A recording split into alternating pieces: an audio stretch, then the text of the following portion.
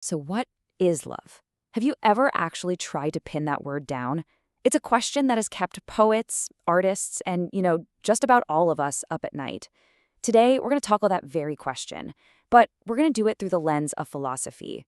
We'll explore some of the biggest ideas out there to help us understand one of the most powerful parts of being human. All right, let's get right into it. Here's the plan for our journey today. First, we're going to lay a little groundwork with some ancient ideas. Then, we'll jump into 4 huge modern theories. This idea of love as a union, love as a deep concern for someone, love as a way of valuing another person, and finally, love as a really complex emotion. Okay, so before we can really dig into the modern stuff, we've got to understand the foundations, right? We need to see where these ideas came from. So let's start by going way back to the ancient roots of how we even think about love. It sounds like such a simple question, doesn't it? But it's so incredibly complicated. I mean, just think about how we use the word. You can say you love a new TV show, but that's a whole different universe from saying you love your partner, right? And that's still different from the love you feel for your closest friend. The word itself is doing a lot of heavy lifting. And to get some clarity on all this, the best place to start is often with the ancient Greeks. They were smart about this. They didn't just try to cram everything into one single word. Nope, they had several words for love. And that really helps us start to sort out our own thoughts on what it can all mean. Okay, so check this out. We've got 3 of their big concepts here. First up is eros. This is that fiery, passionate desire you feel. It's often a reaction to someone's beauty or goodness, and yeah, it can be a little bit self-centered. Then you've got agape. This one is totally different. It's a selfless, unconditional love, the kind that doesn't just respond to value in someone, but actually creates it. And finally, there's philia. Think of this as the warm, affectionate love you have for your friends and family. It's a love built on respect and shared history. All right, so with that Greek foundation in our back pocket, let's jump into our first major modern theory. And this one is all about that powerful idea of 2 people, 2 separate individuals somehow becoming one. So the union theory basically says that at its core, love is all about forming a we. It's this deep, fundamental drive to stop being just a me and to create this new shared identity where their problems are your problems and their joys are your joys. They become completely intertwined. So how does this we actually happen? Well, thinkers like Roger Scruton say it's when you start making choices not just for you, but for the good of the relationship itself, for the union. And then Robert Solomon puts it a bit more poetically, saying that 2 souls literally fuse into one, and they start redefining their entire lives and their goals together. It's that classic us against the world feeling. But, and this is a big but, here's where the debate really heats up. Critics come in and say, hang on a second. If you've totally fused into a we, how can you love your partner for who they are anymore? You've kind of erased the individual. But the proponents of this view fire right back and say that losing some of that individual self isn't a bug, it's the feature. That's the beautiful goal of a truly loving union. It's a real tension, isn't it? That pull between your own self and becoming part of a whole. And that criticism actually leads us perfectly into our next theory. This one takes a totally different approach. It shifts the spotlight away from the we and puts it squarely back on the you, the person that you love. So this is the theory of love as robust concern. What does that really mean? Well, it's the idea that love is all about caring for someone's well-being, just for their sake. You want them to thrive, not because it benefits you or makes you happy, but just because you want them to be okay. Your concern is for them, period. There's this adapted quote from the philosopher Harry Frankfurt that just nails this idea. He's saying that love isn't really about all the great qualities you think someone has.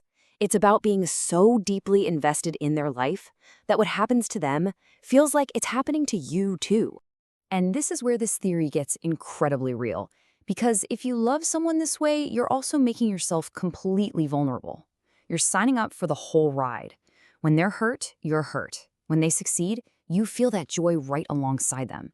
It's both the price you pay and the incredible reward of that deep of a connection. Of course, this theory isn't perfect either. Some critics say it's a bit thin. I mean, couldn't you have robust concern for a really good friend or a colleague? It doesn't quite seem to separate loving from just really, really liking someone. It also treats your emotions as just a side effect of love, not part of love itself.